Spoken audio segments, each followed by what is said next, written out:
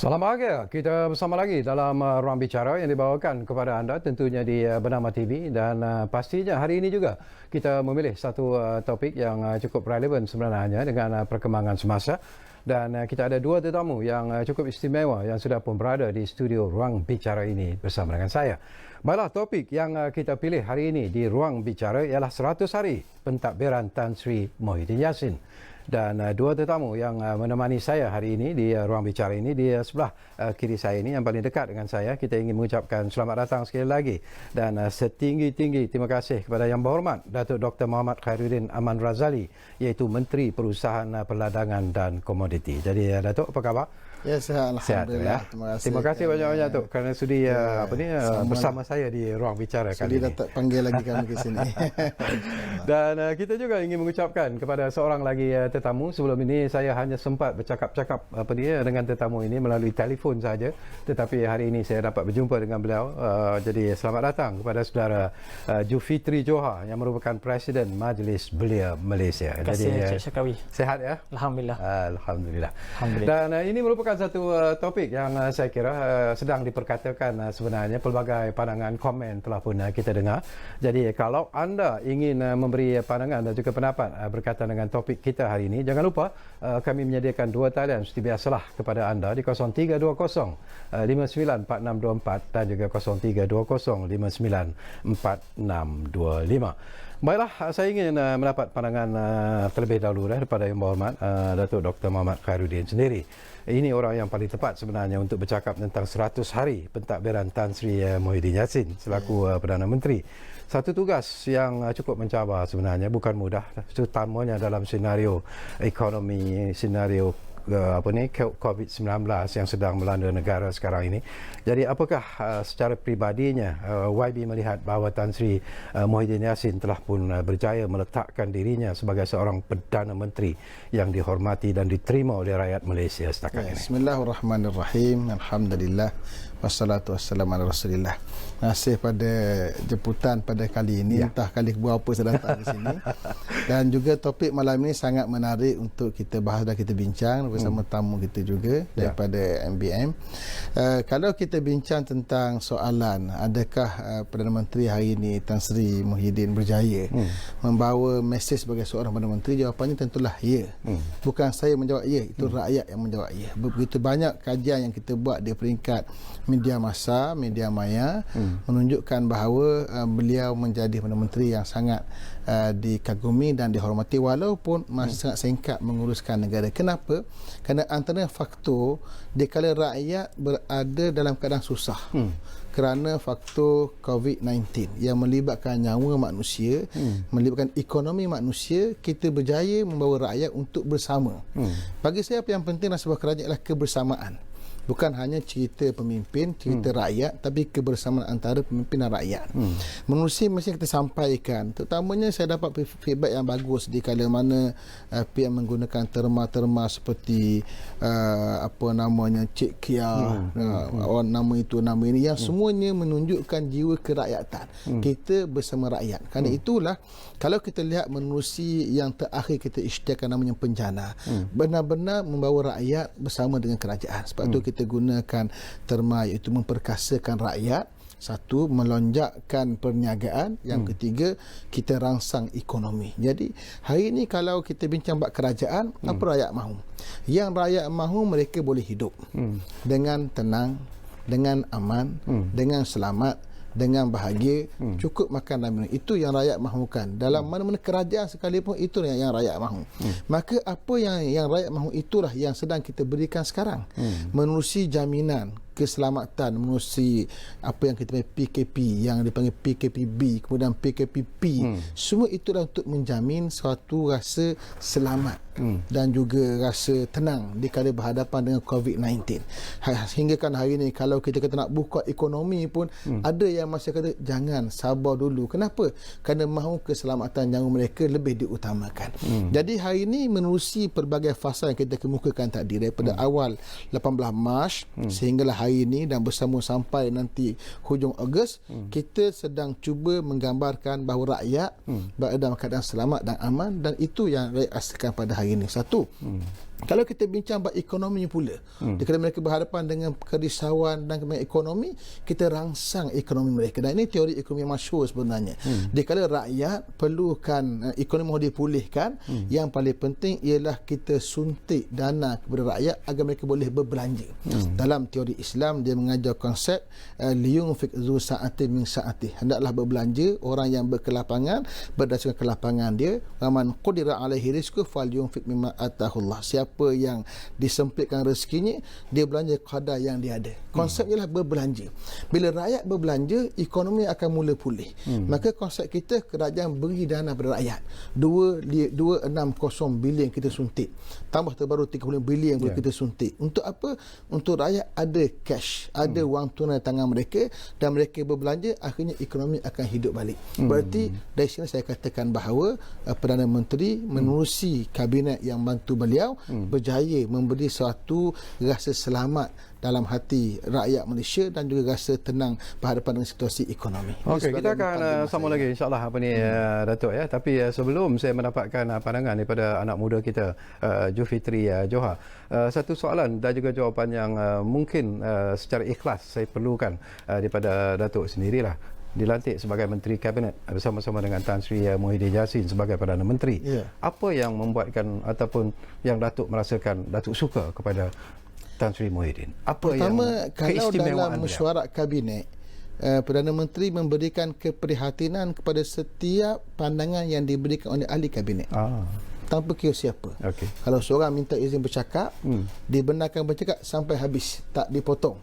Dan memberikan keprihatinan untuk mendengar apa bual bicaranya. Itu suatu penghargaan kepada semua menteri-menteri Kabinet. Dan juga diberi suatu kelanggaran yang besar untuk menteri beraksi sebaik mungkin untuk menemukan solusi. Yang penting kamu sebagai menteri buat dulu, kemudian kita bincang. Berarti kita diberikan mandat untuk bekerja. Itu bagi saya sesuatu yang menenangkan menteri dan merasakan bahawa dia dengan PM adalah hanya satu jasad yang satu. Saling bergerak sama. Itu yang paling saya seronok. Dan hingga kan kalau saya sendiri, setiap hari Rabu besok adalah hari yang ditunggu-tunggu untuk bermesyuarat. Hingga kan kalau saya sendirilah bila satu minggu tak mesyuarat baru ni kerana raya, rasa rindu untuk mesyuarat. Kenapa? Banyak kali kita bincang dalam suatu suasana yang sangat menggembirakan dan suasana mahabbah. Okey, Julfitri, ini pun menarik sebenarnya isu ini Jo ya. Kalau kita lihat kepada sejarah penerimaan masyarakat, penerimaan kerajaan terhadap MBM, selalunya MBM itu dikait dengan parti-parti politik tertentulah. Apakah dengan pelantikan Tan Sri Muhyiddin Yassin dan juga apabila Perikatan Nasional mengambil alih pentadbiran negara ini, apakah ianya memberi impak ataupun kesan kepada fungsi dan juga peranan MBM itu sendiri? Ya, Assalamualaikum warahmatullahi wabarakatuh. Terima kasih Cik Syarkawi, rakan bicara wara Datuk YB, rakan-rakan penonton sekalian. Untuk pengetahuan semua bahawa MBM merupakan badan bukan kerajaan yang mewakili 40 badan gabungan belia, perentas kaum dan agama. Biasanya kita punya fungsi adalah serving the government of the day. Maknanya kita bekerjasama untuk kita sama-sama membangunkan belia dan negara tanpa mengira kaum, agama, kepahaman politik. Peranan MBM itu dia merupakan platform penyatu. Dan sudah tentu dalam isu ini memang kita ada tanggungjawab yang besar untuk membantu kerajaan semasa, khususnya menangani isu-isu aspirasi, keluhan-keluhan anak muda, dan kita bekerjasama rapat dengan rakan baik kita lah, Kementerian Belia dan Sukan, iaitu Datuk Seri Rizal Marikan. Dan kita rasa gembira kerana Menteri Belia yang ada ini very responsif, dan yang paling pentingnya beliau tahu untuk meletakkan pemegang taruh utama pada tempatnya. Jadi sudah tentu bila Cik Syarkawi sebut kita bincang 100 hari ini, kita teringat saya tentang sejarah Franklin D. Roosevelt, Presiden Amerika yang ke-32, yang mana beliau dilantik menjadi Presiden Amerika pun dalam keadaan economic depression. Sama keadaannya macam berlaku pada Tan Sri Muhyiddin. Jadi 100 hari ini very crucial, dan anak muda nak melihat sejauh mana kerajaan semasa akan share. Tan Sri Muhyiddin akan share orang kata hala tuju strategi dan mengembalikan keyakinan kerana kita berkrisis politik selama seminggu lebih, dan rakyat dan belia risau tentang ekonomi semasa, dan bagaimana Tan Sri Muhyiddin dan barisan kabinet boleh restore the hope, mengembalikan balik keyakinan bahawa selepas 100 hari dengan hala tuju yang betul, dengan perancangan yang betul dapat mengeluarkan Malaysia daripada economic recession. Sama macam Roosevelt, selepas 100 hari dalam tempoh 4 bulan beliau berjaya mengeluarkan Amerika daripada economic depression. Okey, menarik apa yang disebut oleh Zulfitri. Tapi kalau kita lihat kepada senario politik semasa, ini pun menarik juga sebenarnya Datuk ya. Dan saya juga nak dapat pandangan Datuk. Kita tahu bukan satu tugas yang mudah bagi Tan Sri Muhyiddin Yassin. Selain daripada soal-soal yang berkaitan dengan ekonomi, keselamatan rakyat dan sebagainya, beliau juga terpaksa menghadapi serangan-serangan politik yang dilakukan dari masa ke semasa. Jadi apakah ini sedikit sebanyak akan menjejaskan prestasi dan juga konsentrasi yang berhormat Perdana Menteri untuk menjalankan tugasnya dengan lebih sempurna? Saya rasa bagi seorang ahli politik yang begitu lama dalam berkecimpung dalam bidang politik, lebih 40 tahun, saya baru 47 tahun umurnya dan pada usia yang singkat buat dalam politik, tetapi orang politik ini memang biasa diserang. Kalau tak diserang itu luar biasa namanya. Maka kalau disebut tentang serangan-serangan itu perkara biasa bagi seorang ahli politik. Bahkan serangan itu makin menambahkan dan merancakkan semangat untuk bekerja. Kalau saya sendiri sebagai peribadi diserang dalam Facebook contohnya, komen-komen yang negatif, saya abaikan saja. Bahkan itu dijadikan sebagai semangat untuk kita bekerja lagi bagus, lagi baik. Kalau tak ada orang kritik kita, tak ada orang kutuk kita, rasa pelik pula. Aku buat betul ke tak betul? Jadi bagi saya tidak ada tekanan dalam bekerja. Kerana bagi kita sebagai orang politik memang akan dikecam, memang akan dikritik, memang akan dikutuk. Yang penting kita buat apa yang terbaik. Maka bagi saya samalah bila kita berkerajaan. Dulu saya pembangkang. Pengalaman menjadi pembangkang yang panjang daripada tahun 2013 sebagai pembangkang dalam parlimen sampai sekarang tahun 2020 baru 3 bulan menjadi sebahagian anggota kabinet. Saya cantumkan dua keadaan tadi. Dulu kita pembangkang, kita sentiasa mengkritik kerajaan, memberikan pandangan-pandangan yang baru. Maka hari ini kita belajar menerima pandangan daripada pembangkang untuk melihat prestasi kita bagus ataupun tidak. Jadi bagi saya bukan jadi isu untuk kita menilai kritikan orang terhadap kerajaan. Kerajaan perlukan kritikan, kerajaan perlukan penilaian untuk dia bergerak lebih jauh. Jangan sampai rasa selesa. Yang menjadi isu sekarang ini, sebelum Zulfitri berkongsi pandangan ini, pandangan dan juga pendapat yang mengatakan bahawa perikatan nasional itu sendiri dianggap sebagai satu perikatan ataupun pakatan yang tidak kukuh. Dikatakan kalau begitu rapuh dan akan tumbang. Tidak kukuh, salah. Sangat kukuh. Kenapa? Anak kunci kejayaan dalam pengurusan mana-mana kerajaan ialah kekuatan hubungan antara anggota kabinet. Itu penting. Kenapa? Kalau anggota kabinet saling bercanggah pendapat, saling bertembung dan saling main belakang, tikam belakang, kerajaan tidak boleh stabil. Apa yang kami nikmati sekarang menerusi perikatan nasional, ditubuhkan kerajaan ini menerusi satu perkara yang menyatukan kita semua. Apa dia? Itu kepentingan Islam dan juga Melayu. Di mana orang Islam rasa terancam apa-apa berkaitan dengan Islam, Melayu pun mula terancam, kita lihat hak-hak mereka, maka ini menyatukan kita semua di kalangan pembangkang, UMNO dengan PAS, digabung dengan GPS, kemudian bergabung pula dengan sebahagian daripada kalangan anggota kabinet dalam kerajaan lama Pakatan Harapan bersatu tampang yang sama. Maka ini itulah yang menyatukan kita. Apa pun yang ada pun yang berlaku sebelum ini dalam kerajaan PS sampai hari ini pun antara dua pemimpin senior yang semua orang tahu, yang saya tak bersuka untuk menyebut nama secara terbuka, masih lagi bertelingkah. Siapa nak jadi ketua? Maka mana mungkin suatu gabungan yang asyik berebut siapa nak jadi ketua boleh mengetui rakyat. Tapi ada pun dalam Pakatan Harapan, Pakatan Perikatan Nasional kami solid, iaitu pemimpin kami hari ini menerusi Perikatan Nasional adalah Tan Sri Muhyiddin Yassin, yang kita berikan mandat sepenuhnya menerusi gabungan semua ahli-ahli kabinet walaupun pelbagai parti diikat dengan satu matlamat mengukuhkan kerajaan yang boleh mengembalikan hak rakyat. Itu yang menyatukan kami. Itu yang paling kukuh sebenarnya. Kesatuan jiwa. Kesatuan jiwa itu menarik. Barangkali Zulfitri, kalau kita lihat daripada reaksi dan juga respon daripada golongan generasi muda, belia-belia di negara kita ini, apakah mereka juga turut involve dengan the latest political development ini? Mereka melihat sebagai sesuatu yang serius ataupun dengan apa yang telah pun dilakukan oleh Tan Sri Muhyiddin Yassin dalam masa 100 hari ini dengan package-package ekonomi dan sebagainya. Apakah anda melihat itu akan memberi rangsangan sebenarnya untuk membantu generasi muda kembali semula di arena ekonomi yang mungkin terjejas sekarang ini? Kalau kita semak indeks belia Malaysia, kami terlibat dalam menyemak indeks belia Malaysia. Salah satu domain yang diukur untuk kesejahteraan anak muda adalah sosialisasi politik. Memang ini perkara yang membimbangkan kita, iaitu skor penglibatan anak muda dalam politik ini semakin turun. Dan dengan keadaan semasa, to be frank, kita lihat sebahagian besar anak muda rasa kadang-kadang dia rasa apa yang dah berlaku kat Malaysia ni dalam keadaan politik yang tidak stabil yang sebelum ini.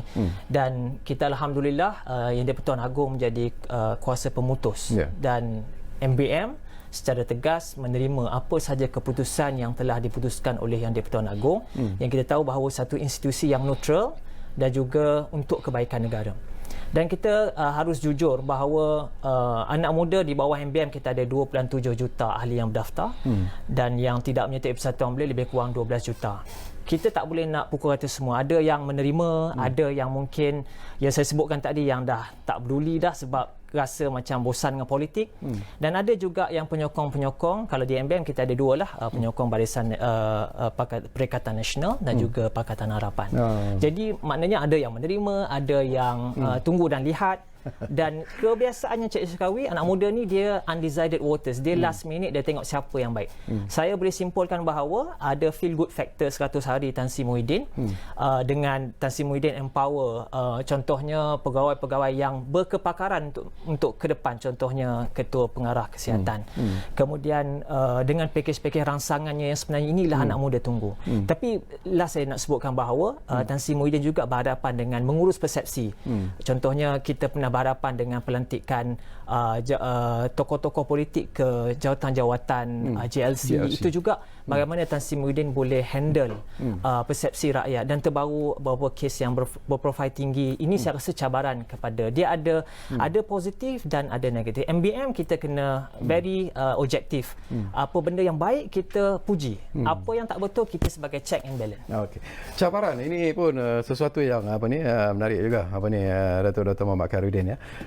Ada yang mengatakan malah dimainkan dengan begitu meluas sekali bahawa perikatan nasional ini akan tumbang bila-bila masa saja, kerana satu ianya dikatakan satu perikatan yang rapuh, yang keduanya dikatakan bahawa kerajaan yang dibentuk oleh perikatan nasional ini adalah kerajaan pintu belakang. Dan malah ada yang mengatakan hari ini saya dengar mungkin minggu depan agaknya PN ini akan tumbang dan mungkin bertukar lagi kepimpinan negara. Pertama kita perlu faham, bila sebuah kerajaan telah dibentuk, maka tidak ada cara untuk membubarkannya melainkan menerusi undi tidak percaya di Parlimen. Bila berlaku undi tidak percaya di Parlimen terhadap Perdana Menteri, maka yang berlaku ialah bukan perubahan kerajaan, bukannya PM bertukar, tidak. Yang berlaku ialah pembubaran Parlimen. Perdana Menteri boleh membawa kepada Yang di-Pertuan Agong untuk memohon agar dibubarkan Parlimen. Soalan saya, adakah hari ini Pakatan Harapan mahu pilihan raya umum yang baru? Jawapannya tidak. Kenapa? Kerana mereka mengetahui bahawa sekiranya berlaku PRU yang baru untuk seterusnya, maka masa depan sebahagian besar ahli Parlimen yang menang mengurusi Pakatan Harapan, mereka kehilangan kursi. Dikala mereka belum cukup lagi 3 tahun, kehilangan pencen. Itu bagi orang politik berfikir begitu. Maka mereka tidak mahu dibubarkan Parlimen. Yang mereka mahu ialah nak tukar kerajaan. Dia tidak akan berlaku tukar kerajaan. Nah, kalau dia kata kalau akhirnya membawa kepada perubahan pembubaran Parlimen, kami bersedia. Kenapa? Kerana kami telah mempunyai masa 3 bulan untuk buktikan kepada rakyat bahawa kami boleh uruskan rakyat. Kalau 3 bulan kami boleh uruskan rakyat, memberikan rasa selamat pada rakyat dengan izin Allah Subhanahu Wa Taala, dan beri jaminan menguruskan ekonomi yang baik dalam tempoh yang krisis, maka tentulah kami juga mampu untuk uruskan kerajaan lagi 5 tahun ke hadapan. Maka bagi saya, di peringkat Perikatan Nasional kita bersedia. Yang tidak bersedia untuk berkerajaan atau untuk PRU semula ialah Pakatan Harapan. Cuma dolak dalih politik, permainan politik, persepsi maya yang dibuat. Konong mereka mahukan kerajaan, mereka mahukan barang Parlimen. Ia tidak mungkin berlaku. Kemudian kita kena tengok apa yang berlaku pada Pakatan Harapan. Pergolakan yang belum berakhir. Apa sebab Pakatan Harapan runtuh dan juga tumbang? Kerana tiada persepakatan. Perkara itu masih wujud kerana mereka belum ada bilangan. Saya ingin peringatkan pembangkang pada hari ini bahawa di Sabah Sabah bila masa boleh tumbang.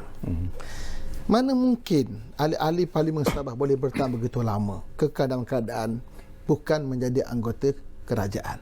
Tiada bajet di kala negeri mereka negeri yang memerlukan bajet mereka kerajaan persekutuan, mereka tidak boleh bertahan lama. Faktor dahulu mereka melompat pergi kepada Pakatan Harapan juga untuk menjaga rakyat di Sabah.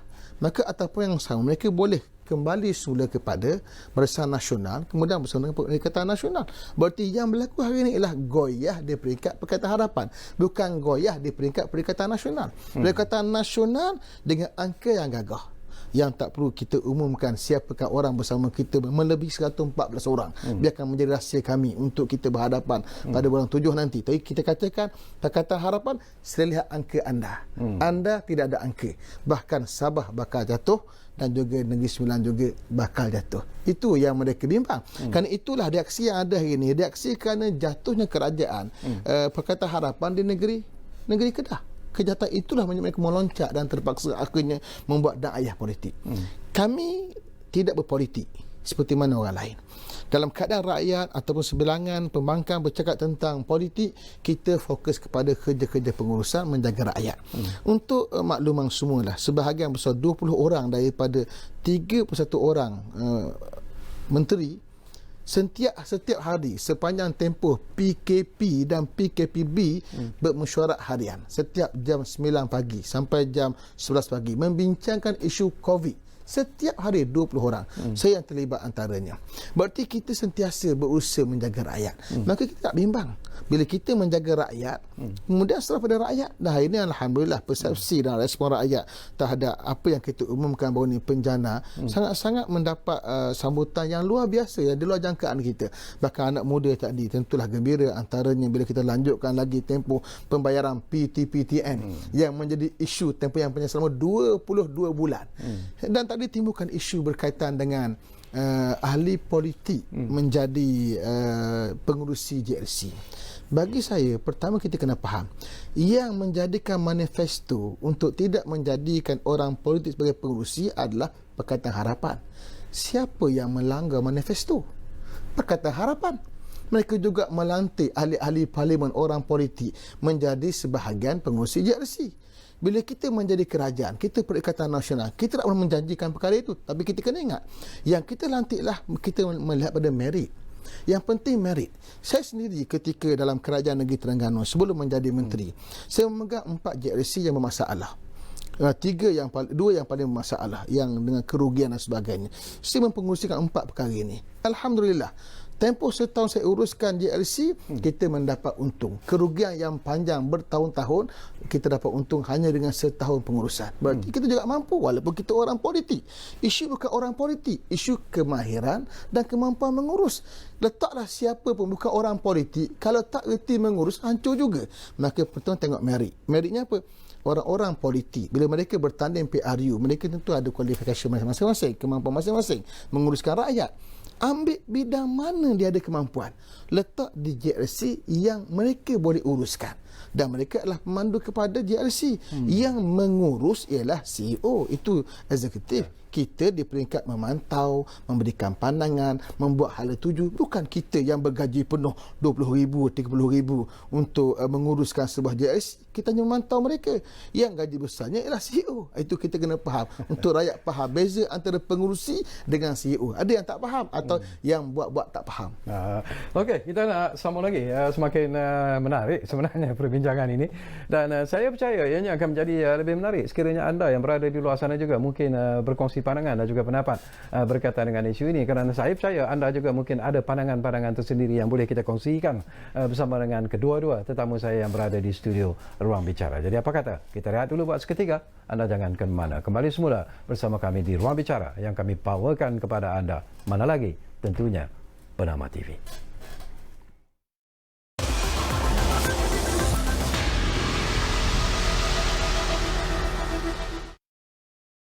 Apa? Simpan duit boleh menang duit? Menang duit raya hingga RM261,000. Wow sangat ni! Sertai cabutan Jom Beraya, Jom Menyimpan bersama SSPN sekarang. Lebih banyak menyimpan, lebih banyak peluang menang. Anda berpeluang menang berganda wang tunai cabutan peringkat nasional dan negeri. Tempoh promosi 18 Mei hingga 30 Jun 2020. Tertakluk terma dan syarat. Apa tunggu lagi? Jom Beraya, Jom Menyimpan bersama SSPN. #Raya di Rumah. Info lanjut layari lovessbn.com.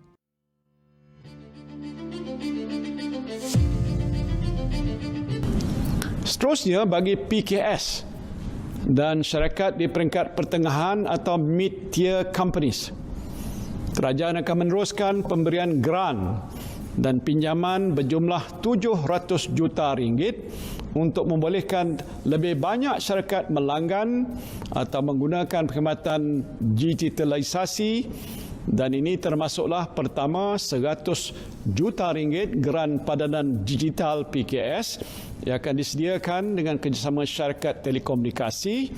Keduanya ialah RM500 juta di bawah dana transformasi teknologi PKS sebagai pinjaman mudah, dan ketiga RM100 juta grant otomasi pintar, di mana setiap syarikat yang layak akan menerima grant sehingga RM1 juta. Dalam usaha untuk membantu kelangsungan PKS yang terlibat dalam sektor kepentingan yang disasarkan, sektor perbankan akan menawarkan dana tambahan sebanyak RM2 bilion melalui skim pembiayaan PKS penjana. Pembiayaan ini boleh dipohon mulai pertengahan Jun 2020 dengan had sehingga RM500,000 bagi setiap PKS.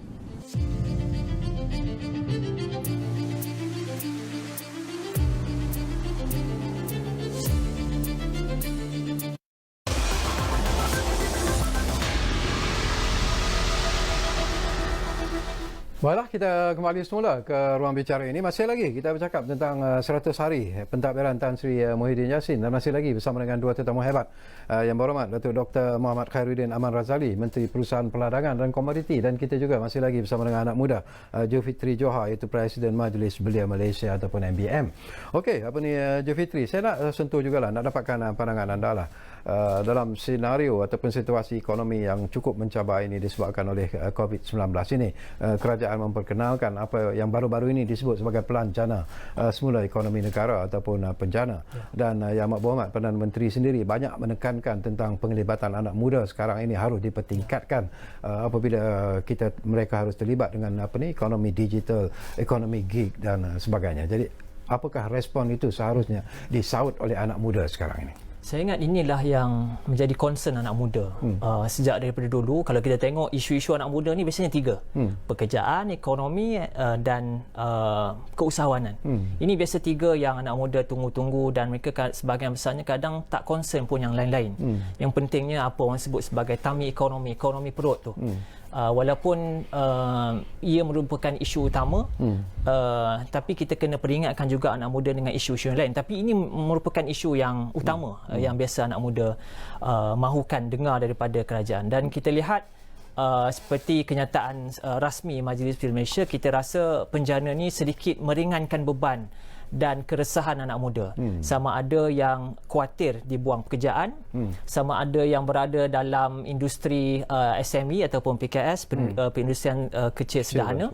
Kemudian anak muda yang sedang bergelar graduan pada tahun ini, yang kita jangkakan unjuran Khazanah Research Institute berjumlah 286,000 yang akan bertembung dengan pengangguran yang sedia ada ni. Jadi dengan adanya pakej penjana ni sedikit meringankan keresahan anak muda.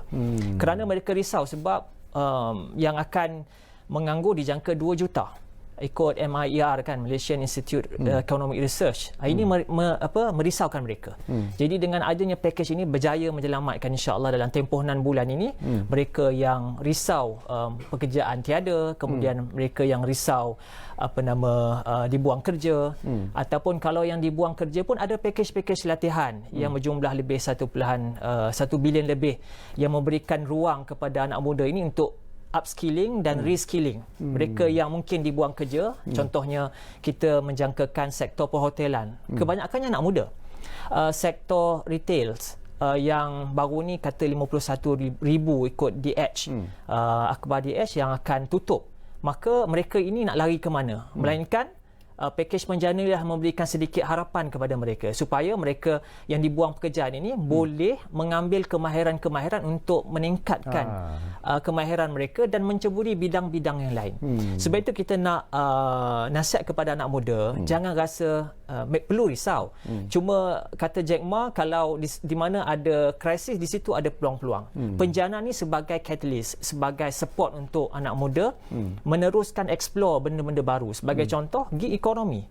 Orang kata COVID-19 adalah game changer yang mempercepatkan anak muda utilize. Sebab sebelum ni anak muda banyak gunakan platform internet ni hanya untuk berkomunikasi. Mereka tak explore untuk bisnes, untuk menambahkan ilmu dan pendapatan dan sebagainya.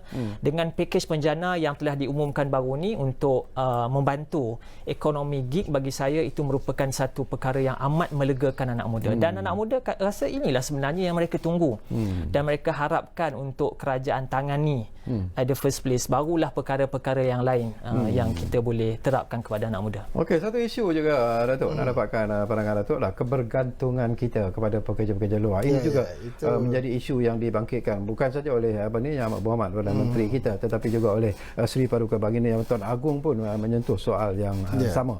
Jadi macam Kementerian Perusahaan Peladangan dan Komoditi sendiri, apakah pihak Datuk juga sebenarnya sudah mengambil saya langkah-langkah? Saya memang ingin menyentuh isu ini bila dibangkitkan oleh Zulfitri tadi. Itu tentang isu pekerja asing. Memang sektor peladangan mempunyai atau memiliki begitu ramai pekerja asing sehingga angkanya 259,000 orang. Itu bukan angka yang kecil itu, suku juta jumlahnya. Kebanyakan mereka adalah di sektor peladangan sawit. 94% berada dalam sektor sawit. Dan dalam keadaan itu pun sebenarnya di sektor sawit kita masih kekurangan pekerja untuk menuai buah tandang segar sawit sebanyak 30,000. Bayangkan 30,000 kekosongan dan kekurangan di bidang mengait buah tandang segar.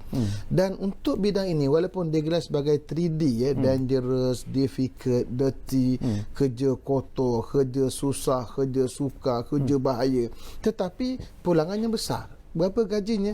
Pendapatannya antara 2,500 hingga 3,500. Kalau anak-anak muda kita yang mungkin tidak mempunyai latar belakang akademik yang tinggi, hanya sekadar SPM saja, maka mereka mungkin bekerja di sektor pembinaan atau bekerja di merata tempat. Ini dia peluang yang ada. Sektor peladangan menjanjikan pendapatan yang besar dan kita kata pada usia muda 19, 20, 21 dikala badan masih lagi kuat, orang tua kita dahulu pada usia yang gagah itu membuka ladang, mereka bertani, mereka berhuma, membuka hutan, menebang hutan untuk membuat kampung dan sebagainya. Kenapa anak muda tidak boleh menyok cabaran itu? Ruang pekerjaannya ada, pendapatannya besar, dan saya baru sahaja bermesyuarat di peringkat kementerian bersama dengan MPOA, satu majlis melibatkan anggota-anggota ataupun syarikat-syarikat di bidang peladangan, yang mereka menjanjikan bahawa kita buka ruang pekerjaan. Lama dah mereka kempen orang-orang kampung, anak-anak muda untuk bersama, tetapi sambutannya sangat-sangat menyedihkan. Tidak ada yang minat. Barangkali entah di mana kelemahannya, tapi yang pasti minat anak muda tidak ada. Saya menyatakan begini, barangkali disebabkan oleh COVID-19 yang beri mungkin 1000 hikmah kepada kita. Inilah masa anak muda kembali ke ladang, bukan hanya untuk mendapat pendapatan yang lumayan, bahkan juga mendapat satu lagi peluang pahala kerana berbakti dan budi bertanah. Disebut hadis Nabi SAW, saya bacakan hadis itu dalam pertemuan kita yang lalu, bagaimana Nabi menjanjikan mereka yang menanam tanaman ini, apa saja yang terhasil daripadanya memberi pahala kepada dia. Itu hadis Nabi SAW. Berarti berladang itu memberi pahala, berladang memberikan ganjaran dari sudut keduniaan. Bukan saja melibatkan pendapatan 2,500 ke atas, bahkan disediakan penginapan yang baik di kawasan peladangan. Jadi saya ambil peluang pada malam ini di kaca TV pada Musim Bernama untuk memberitahu pada anak muda, jom datang bertemu dengan syarikat-syarikat peladangan besar ini yang mereka mempunyai kawasan yang sangat besar, 5.9 juta hektar keseluruhan tanah peladangan sawit kita, dan kita ini bergerak untuk menjadi Kita dah negara kedua pembekal minyak sawit dunia. Kita mengharap tu hari nanti kita menjadi pembekal utama dunia, insya-Allah. Kenapa? Kerana lumayannya bidang peradangan terutamanya melibatkan sawit. Anak muda kena terlibat dengan perkara ini. Okey, nanti saya dah dapatkan pandangan Zulfitri dalam isu ini. Kita ambil panggilan yang ada di talian sekarang ini. Ridwan dari Pulau Pinang sudah pun ada di talian kita sekarang. Assalamualaikum, Ridwan. Ya, Pak. Ya. Ya, Assalamualaikum Cik Sekali dan ahli-ahli panel. Waalaikumsalam. Okey, soalan. Okey, tadi ahli-ahli panel sebutlah nak Pakatan Nasional telah meningkat dengan kukuh. Kemudian COVID yang start pada 18 hingga 31. Kemudian dia cerita suntikan pada rakyat pada 260 bilion lah. Ya. Lepas tu lagi ahli kabinet boleh bercakap kan masa mesyuarat kabinet. Tapi saya ingin bagi cadangan sikitlah. Bapa dulu masa PM yang ke-6 kan. Dia ada buat cadangan lah dalam perhimpunan pagi kepada semua anggota pemantauan. Dia kata bagi kenaikan gaji tahunan, satu kenaikan, kemudian TPS 10 tahun. Tetapi patutnya PM yang ke-8 ni dia ikut yang mana yang PM ke-6 tak buat tu dia buat. Sebab PM ke-7 dia tak buat. Dia kata tak ada duit semua. Kemudian saya harap menteri yang ada dalam ni dia akan bawa pergi mesyuarat kabinet besok Okay. supaya rakyat akan lagi bagi sokongan kepada PM yang ke-8 ni. Okey. Kemudian anggota pemantauan contohnya KUPED dapat berjumpa dengan PM untuk berunding. Sebab sekarang dia tak terbuka peluang untuk berjumpa. Kemudian beliau 18 tahun kan, dia telah boleh mengundi. Apabila boleh mengundi, contohnya dia orang dapat BRIM, tengah kan ada orang tak dapat. Dia orang kata apa? Oh, dia semak dia kata gagal. Patutnya menteri dapat dapat mengkaji balik hal ini supaya beliau-beliau yang berumur 18 tahun ni dapat BRIM ataupun dapat memanggil BSA. Sebab dia orang kata 3-4 kali buat tak boleh. Okey. Kemudian pengangguran. Saya tengok pengangguran semakin menjadi. Ada orang yang dapat yang ada degree, master, PhD. Semua nampak dia orang pergi peluang kerjaan macam-macam, dia mahu pengalaman. Sedangkan ada orang baru kerja, takkan nak minta kerja, takkan ada pengalaman. Ini beliau dapat mengkaji dah hal ini. Okey. Baik, terima kasih. Ya, terima kasih banyak-banyak Ridwan dari Pulau Pinang. Banyak yang dilontarkan pandangan daripada Ridwan. Mungkin Zulfitri, anda boleh komen tentang apa yang dibangkitkan oleh Ridwan. Tapi sebelum tu saya nak dapatkan pandangan Zulfitri lah daripada ekoran daripada apa yang disebut oleh Datuk Dr. Muhammad Khairuddin tadilah tentang keengganan generasi anak-anak muda kita sendiri untuk terlibat dalam pekerjaan-pekerjaan yang bersifat 3D ini. Jadi mungkin apa yang dilakukan oleh MBM yang boleh dilakukan oleh MBM untuk memberi mereka kekuatan, memberi mereka semangat, memberi mereka inspirasi untuk terlibat dalam pekerjaan yang bersifat 3D ini. Masih Cik Syarkawi, kami pernah mengadakan sidang meja bulat khusus membincangkan pelibatan beliau dalam sektor 3D ini. Adakah mereka malas ataupun apa? Kita cuba cari punca dan kita jemputlah sekumpulan pemegang taruh, termasuklah sayap pemuda kepada MTUC. Kita bincang kenapa mereka sanggup menyeberangi Singapura, sanggup bangun awal pagi. Ini semua banyak yang dalam sektor 3D di Singapura. Di situ kita simpulkan bahawa yang pertama sekali mungkin daripada segi gaji. Tapi kita lihat tadi pun gaji di sektor peradangan Datuk lumayan juga, 2,500. Kan, satu bulan sehingga 3,500. Di situ kita cuba kaitkan dengan faktor yang kedua, iaitu sikap. Dan mungkin biasalah anak muda ni dia bila zaman dah berubah, mereka ni suka tempat yang lebih mungkin berhawa dingin, kemudian tempat yang lebih selesa. Mereka tidak mahu macam kita pula mungkin tak mahu berpeluh dan sebagainya. Itu yang kedua, sikap. Dan yang ketiganya, saya rasa dari segi strategi, pihak kerajaan maupun pemegang taruh macam MBM, kita kena cari formula untuk rebranding, untuk menjenamakan pekerjaan-pekerjaan yang berada di sektor 3D ni dengan nama-nama yang mungkin, elemen-elemen yang mungkin boleh menarik minat mereka. Sebagai contoh, kita cadangkan anak muda terlibat dalam pertanian pintar dan lestari. Maknanya mereka terlibat, COVID-19 ni membuka mata bahawa pentingnya sektor pertanian supaya Malaysia menjadi pengeluar makanan, bukannya pengimport. Kita cadangkan supaya pertanian itu dikaitkan dengan teknologi. Maknanya ada penggunaan drone, dan saya yakin dah guna dah teknologi ni. Sebab anak muda dia suka teknologi. Dan kita kaitkan juga dengan elemen lestari. Maknanya atuk-atuk kita dulu bertani, mereka bertani secara lestari. Maknanya mereka ni pintar dan smart dalam bertani. Jadi di situ kita kena fikir apa strategi untuk kita ubah sikap, kemudian kita rebranding balik, dan kemudian mungkin pada sektor-sektor yang masih rendah gajinya 3D ni kita cuba naikkan dari masa ke semasa. Secara ikhlas sendiri, Datuk, apakah Datuk melihat bahawa bila kita bercakap tentang peladangan, kita bercakap tentang komoditi, we cannot survive without tanpa pekerja-pekerja asing ni itu. Apakah itu sebenarnya? Saya tidak mau menggunakan ayat tidak boleh survive. Kita boleh survive. Kerana itu dasar kita terkini. Di peringkat kabinet, kita telah menubuhkan jawatankuasa khas kabinet khusus untuk bincang tentang buruh asing ini. Itu ke arah untuk mengecilkan lagi saiz warga asing dalam negara kita, dalam semua sektor, terutama peladangan.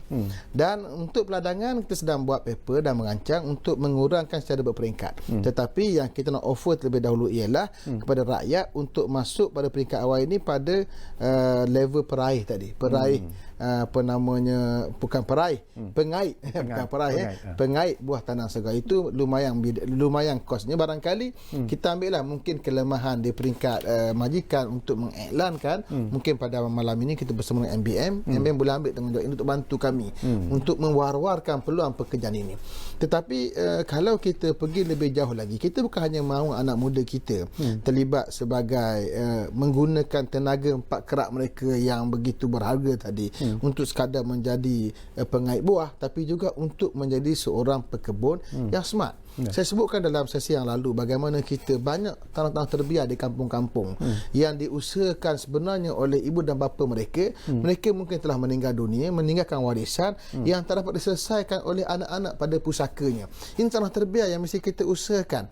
InsyaAllah dengan suatu pelan yang baik yang sedang saya rancang sekarang, saya akan umumkan terdekat nanti, kita nak bawa anak muda untuk mengusahakan tanah terbiar di kampung-kampung ini, khusus melibatkan getah secara tersusun dan terancang dengan bantuan yang kita berikan daripada kerajaan. Ini cara untuk menarik anak muda. Kerana hari ini yang terlibat di bidang torehan orang yang berumur 50 tahun ke atas, bukan anak-anak muda. Sedangkan sebenarnya ruangnya ada untuk kita perkasakan anak-anak muda dan pendapatnya lagi bagus. Kalau sekiranya anak muda ini terlibat dalam torehan susu getah, iaitu latex. Hari ini bekalan kita latex bergantung kepada bekalan daripada Thailand untuk kita bawa ke Malaysia, kemudian kita perkasakan industri klub yang menggunakan latex. Adapun rata-rata penoreh kita mengusahakan kap lam, getah sekerap. Kenapa? Faktor usia. Kerana kap lam ini kalau mereka menoreh hari ini, lagi 4-5 hari baru mereka kutip sekali. Kalau latex ini, toreh hari ini, kena ambil hari ini. Jadi ini yang dapat dibawa oleh anak muda sebenarnya. Dia ruangnya ada dan income daripada latex berbesar daripada getah sekerap. Sekerap hanya RM1.60 saja, tapi latex hingga RM4 lebih.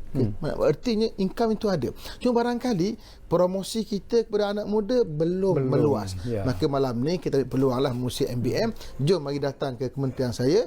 InsyaAllah kita boleh bincang panjang ruang-ruang anak muda untuk terlibat hingga akhirnya kita boleh mengambil tempat sebahagian yang diusahakan oleh warga asing tadi. Okey, cuba kita dengar apa pula pandangan dan juga pendapat daripada pemanggil kita yang ada di talian sekarang ini. Azman dari Pulau Pinang juga ada di talian kita sekarang ini. Assalamualaikum Azman. Waalaikumsalam. Silakan. Jangan dengar TV. Ya, silakan.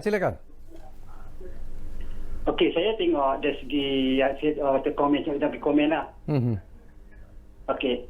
So saya tengok dari 100 hari pentadbiran PN ni kan. Nampak dia macam perkembangan yang baiklah dan dia nampak macam pentadbiran kepresidenan pada rakyat lah. Okey. Jangan dengar TV, Man. Okey, kita faham. Kita terpaksa memotong lah kerana kalau itu dilakukan kita akan membuang masa. Jadi kalau anda memanggil kami, jangan dengar suara anda di TV. Offkan dulu suara TV itu dan anda terus saja memberi pandangan dan juga pendapat. Baik, saya nak dapat pandangan daripada Jofitri. Ini pun viral kebelakangan ini setelah apa yang dilakukan oleh pentadbiran Tan Sri Muhyiddin Yassin dalam masa 100 hari ini. Ianya sehingga dianggap sebagai ayah ataupun bapa lah kepada Jeneral generasi muda, mereka memanggil mereka ayah dan sebagainya. Apakah ini menandakan bahawa anak-anak muda sebenarnya sudah pun mula menerima apa yang dilakukan oleh Tan Sri Muhyiddin ini sebagai perlakuan seorang ayah kepada anak sebenarnya? Ya, semalam saya membaca buku Your 100 Days. Dia berkaitan buku tentang 100 hari seorang eksekutif yang orang kata yang berkesan. Antara satu elemen yang penting adalah communication. Dalam 100 hari ini komunikasi penting. Maknanya dengan menggunakan istilah-istilah yang dekat dengan masyarakat, dekat dengan anak muda. Seperti yang Datuk sebut tadi, menggunakan terma-terma macam Makcik Kia. Apa lagi? Banyak lagi yang digunakan oleh Tan Sri. Itu mungkin itu salah satu strategi komunikasi supaya rakyat belia rasa dekat dengan Tan Sri Muhyiddin Yassin. Dan itu menggambarkan bahawa Tan Sri Muhyiddin Yassin ingin mendengar. Sebelah petang tadi saya mendengar interview oleh Dr. Rais Hussein, pakar strategi daripada Parti Bersatu. Beliau menyebutkan bahawa Tan Sri Muhyiddin ini suka mendengar.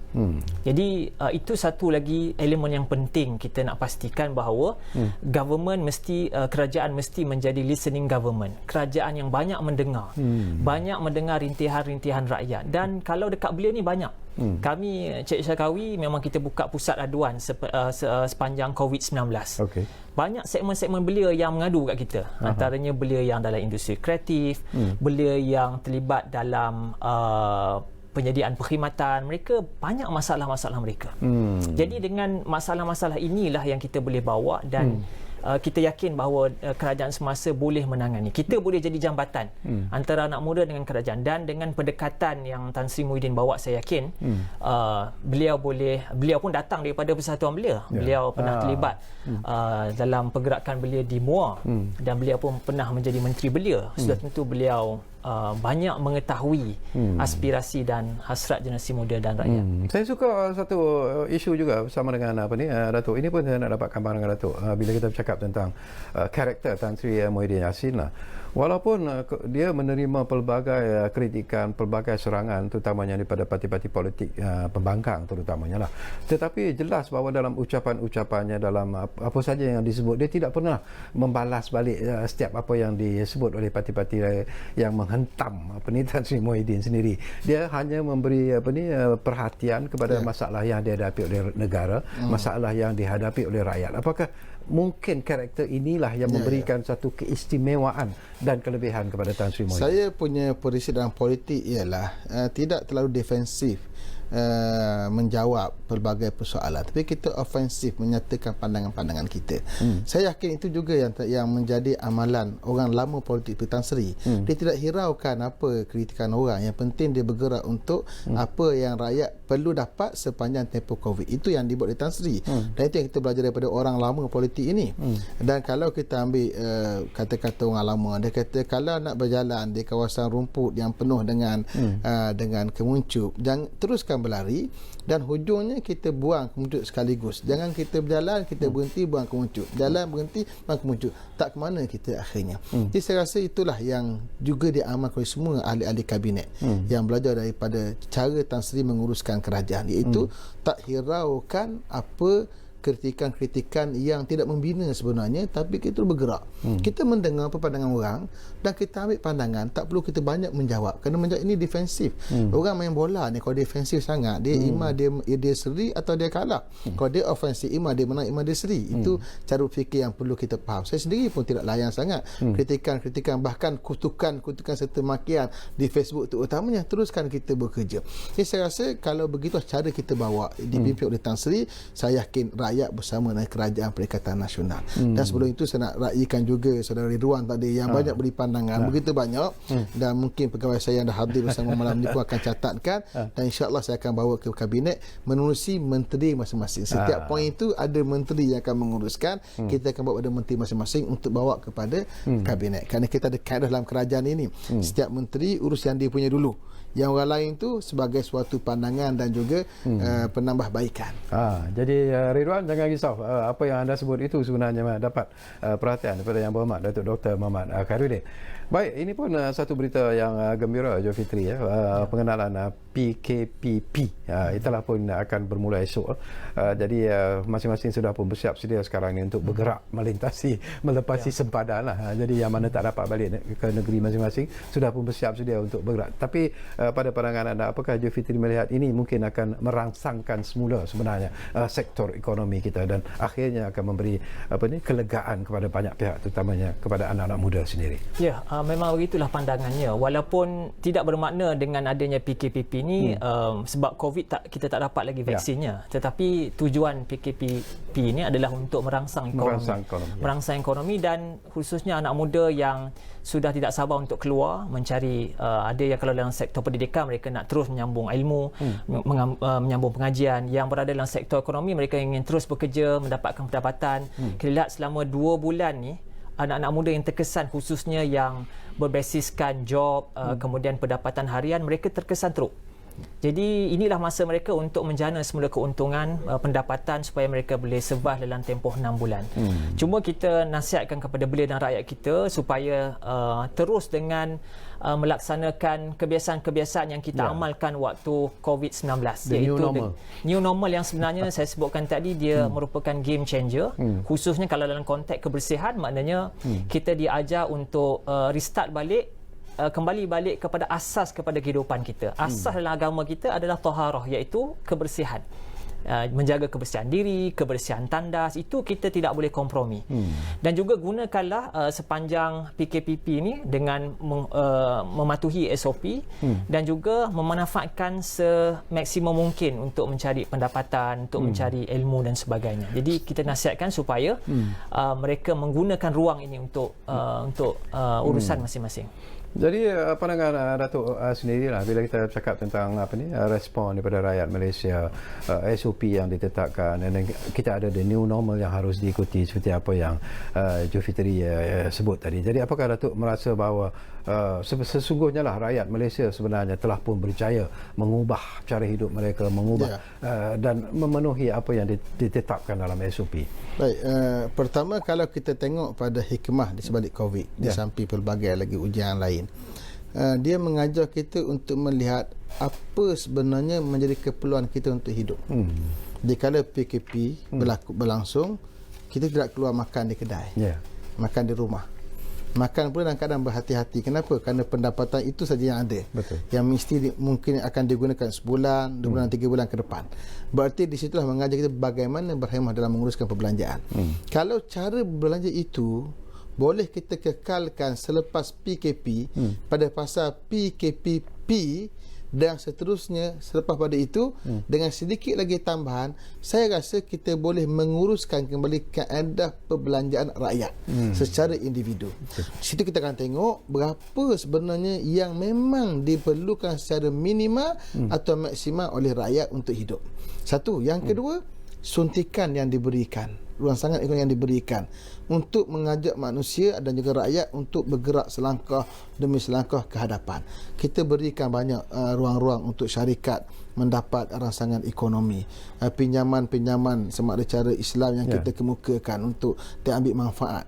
Termasuk di peringkat sektor peladangan, kita buka ruang yang begitu banyak untuk membuat pinjaman dan sebagainya, termasuk geran-geran disediakan. Ini semua adalah kita kata restart. Kita kembali mula ekonomi dengan wajah baru berdasarkan apa keperluan sebenar kita sekarang dan akan datang. Jadi saya rasa kalau bincang berhikmah, sangat banyak hikmah, dan Allah takdirkan kami membina kerajaan di kala musibah untuk kita belajar apa yang rakyat perlukan dan apa yang patut kita buat. Itu pelajaran untuk Perikatan Nasional. Okey, kita akan berpisah dalam masa yang pendek ini seketika lagi. Jadi sebelum kita berpisah dari udara, tadi saya tanya Datuk tentang apa yang Datuk suka tentang Tan Sri Muhyiddin Yassin. Ini soalan yang mudah lah. Ingin mendapat jawapan yang mudah juga daripada Datuk. Ada tak benda-benda yang Datuk tak suka tentang Tan Sri Muhyiddin Yassin? kalau perkara yang semua orang tak suka, maka tak ada yang suka sebenarnya. Kita diajar untuk mencintai perkara yang baik untuk kita cintai dan mengambil ruang titik yang boleh kita bersama. Kalau cari titik perbezaan sampai kiamat pun dengan isteri tak boleh bersama, banyak titik perbezaannya.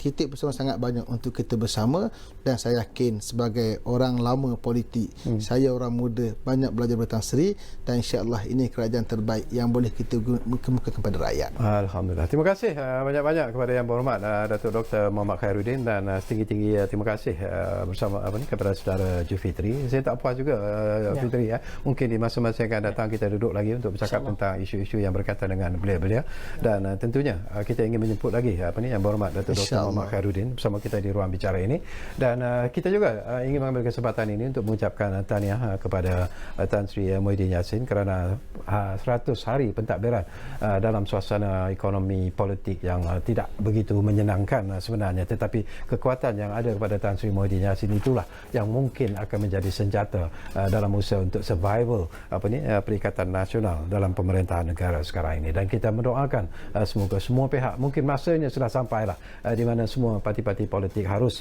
melakukan gencatan sebenarnya untuk tidak menyerang, tetapi tumpukanlah perhatian kepada masalah yang dihadapi oleh negara, masalah yang dihadapi oleh rakyat. Jadi kita jumpa lagi dalam ruang bicara dari masa ke semasa. Assalamualaikum.